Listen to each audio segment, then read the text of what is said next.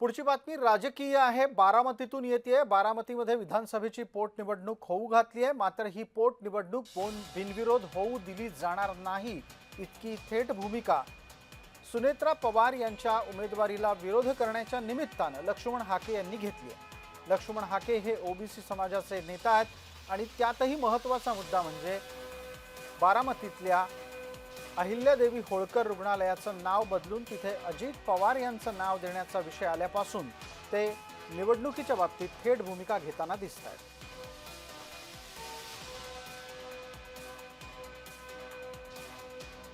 बारामतीचं जे by election आहे, पोटनिवडणूक आहे, या पोटनिवडणुकीमध्ये आम्ही बिनविरोध होऊ देणार नाही, ही आमची जाहीर भूमिका होती आणि ती आहे। आम्ही लोकशाहीचे समर्थक आहोत, आम्ही संविधान मानणारी माणसं आहोत।